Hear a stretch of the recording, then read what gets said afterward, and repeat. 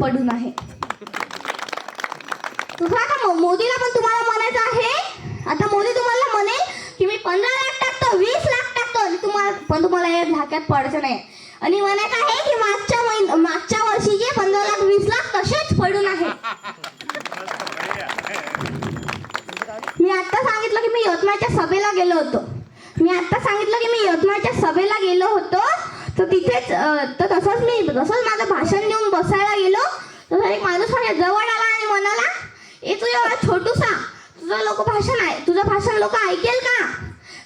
वंचित विभागाला वोट देईल का? तसंच मी त्याला म्हणालो, एकदा जंगलात आग लागली होती. तर मग एक चिमणी त्या चोचीत पाणी घ्यायची आणि त्या आगीवर टाकायची. ते सगळं कावळा बघत होता. ते चिमणी आणखी चोचीत पाणी घ्यायची, आगीवर टाकायची.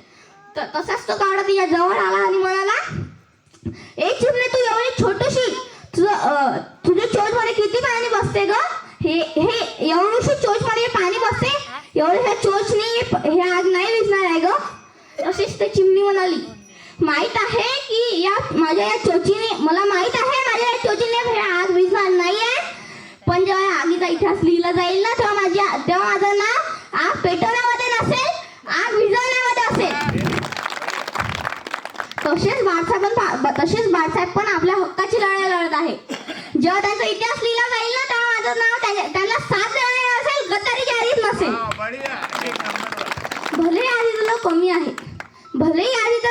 आहे, पण आमन दादा म्हणायचे, भीमा तुझ्या मताचे जर 4 लोक असते, तलवारी या नयाचे न्यायालय टोक असते, वाणी तर भीम आहे, करणी तर भीम असता, वर्तन तुझ्या पिलाचे सारेच चोक असते.